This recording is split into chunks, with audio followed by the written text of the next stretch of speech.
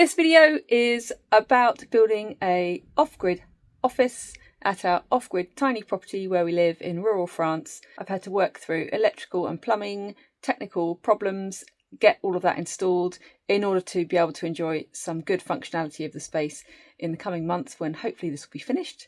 I'm going to share some of the challenges I've had along the way. I hope you enjoy the video.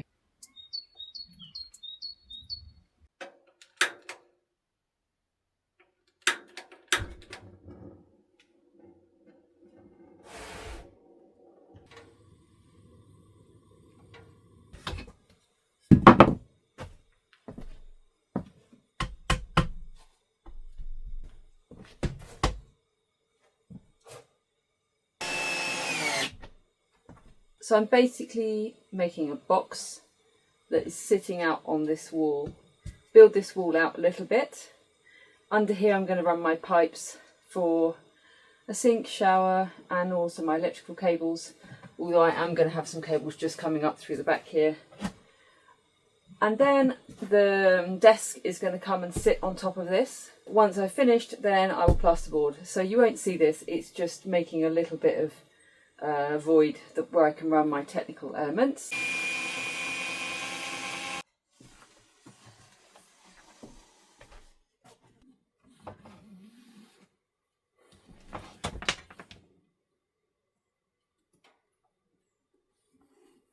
So that's this first wall done. So I'm going to have 2 plugs above the desk on each side of the window and 3 under. And I think we're going to have a hole in the top of the desk so that you can put the cables down. But I still think it's useful to have a couple of plugs above. And the new fuse board's going to go here. So now I'm going to run the cables around this side so that we've got a series of plugs on this wall.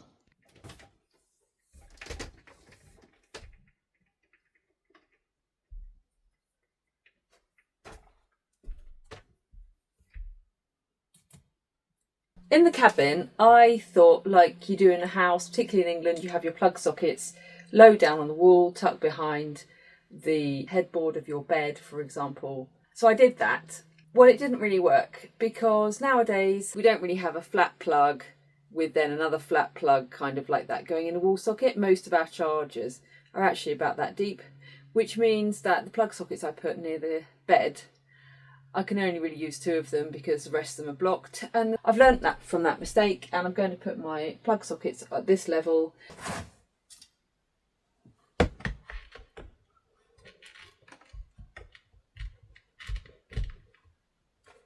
am I going to make it?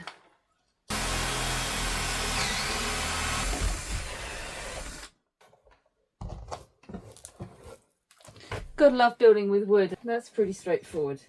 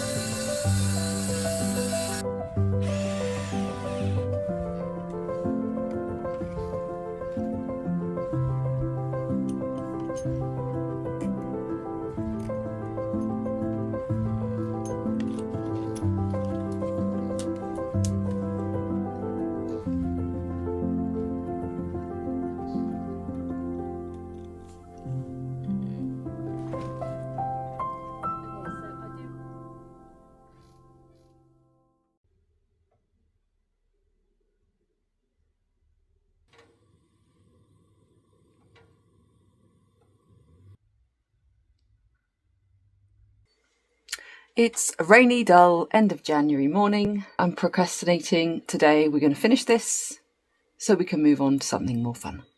There's a little bit of a springy sound going on outside. Listen to this bird.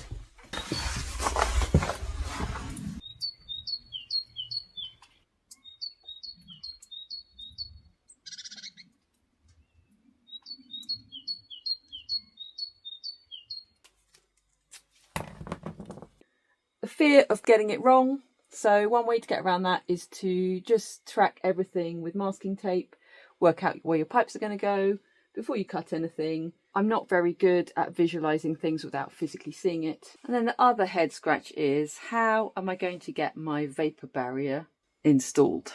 If you had the void, then you could put the vapor barrier and then you lay everything on top, which I have got underneath, but I haven't on top. And I would certainly need to put it behind here. Oh, questions, too many questions. Okay, I think I have to sort the vapor barrier out now.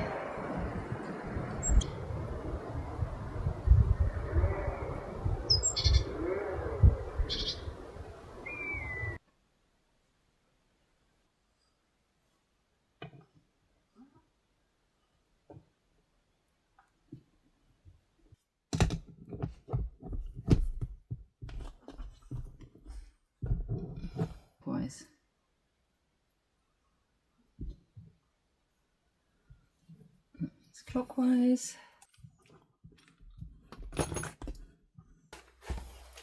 Would you believe it, after all of that, imagining that I was going to have to fit it upside down, now I've got the tape on. I mean, I've only hand tightened it, but it's really pretty good.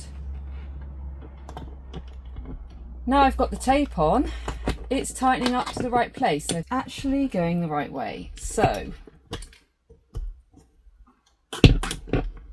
what I mean by that is my taps are on this side, so it's all nice and accessible, and this as well, once that's fixed, should be, that's on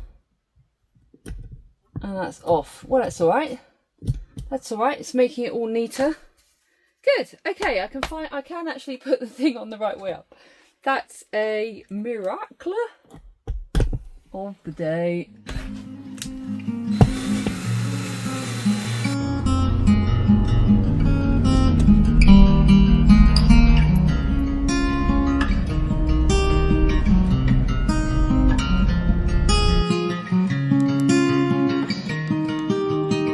That's what I need.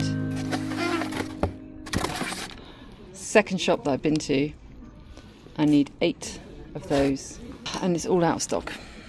What are we going to do, Lexi?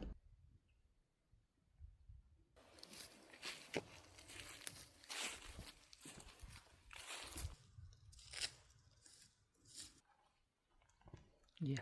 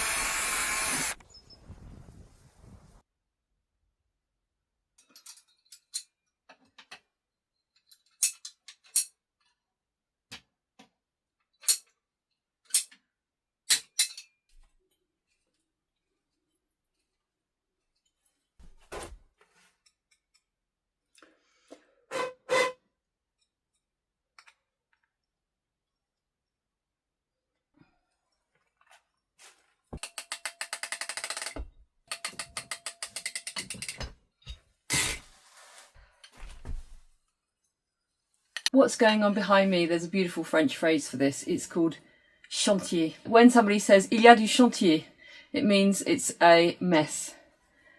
Another beautiful phrase, bordelique. Elle est bordelique. Il y a du chantier, hein? Elle est bordelique.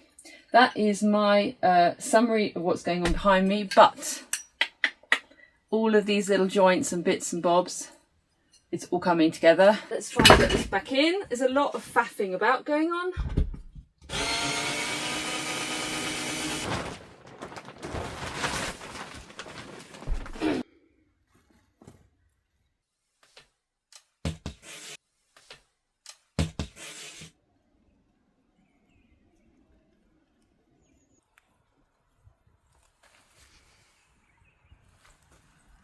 So my finished setup inside looks like this. I need to just do one more pipe here. So that's the water pipe, that's cold feed coming in. This is the pipe going out to feed the hot water heater outside. This pipe is cold feed for the sink inside. This pipe here is the hot coming in from outside. And that is the pipe going out for the garden hose. So if I was doing it again now, I would definitely have bought a collector with 3 black things, because that would have been much easier, less joints. And this all looks a bit odd, in the sense that it's sort of a bit twisted, but it's just to make sure that I can easily switch this on and off. I'm trying to keep the depth of this as shallow as possible. I'm not a plumber, I haven't got any formal plumbing training. If you see something in my plumbing that you think is a nightmare, feel free to comment. I'm happy to get any feedback I can.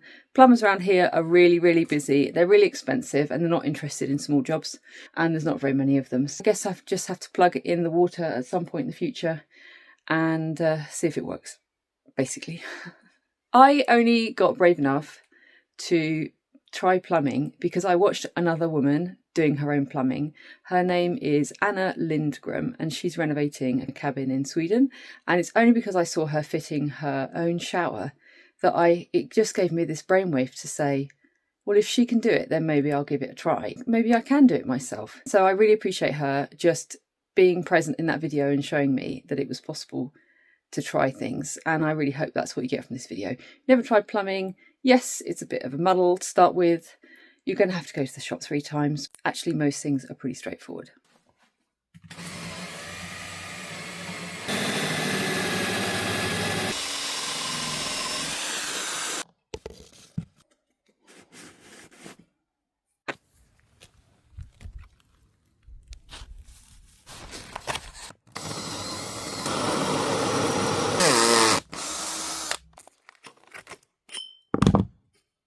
Woo!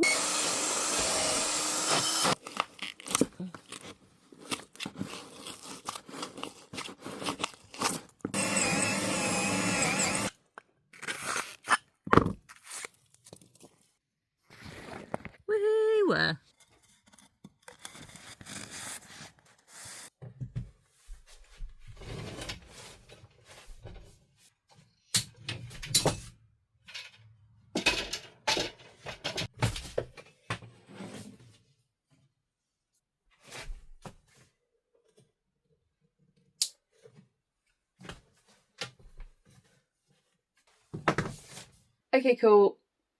Plumbing is finished, not 100%, but finished enough that I can plasterboard. Yay!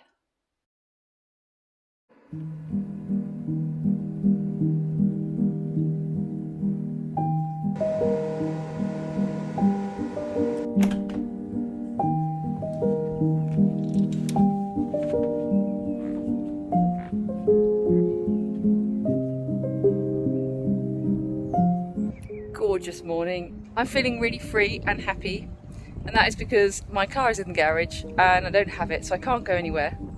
I can't do anything other than just be here.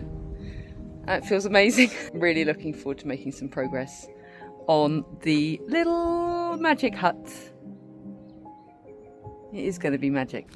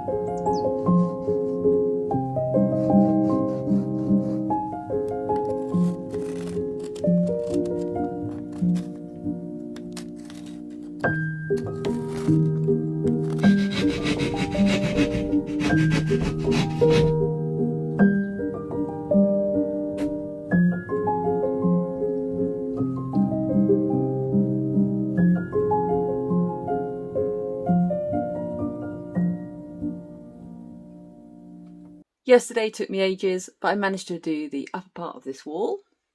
And today I'm going to concentrate on this bit. It's all taking longer than I thought it would because it's a small space. I thought this would be done in a day or two. A day for half a wall seems like an extortionate amount of time, but it is working out quite nice. The panels are sitting nicely against the wood. So take my time and see if I can do a good job.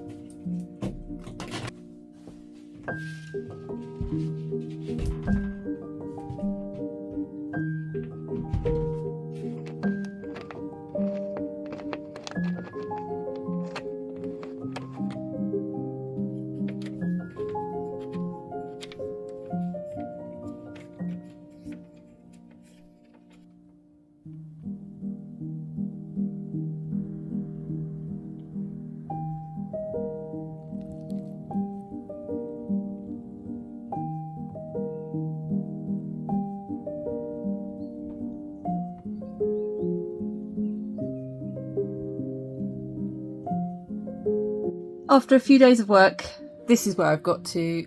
Top and bottom of this wall is finished. It's quite amazing how quickly putting some plasterboard makes a space feel like a room, so that's really exciting. I've put the vapor barrier on this wall and prepared it all, and now I'm going to get on and do the rest. So I really thank you very much for watching this video. If you haven't already, please consider subscribing to this channel.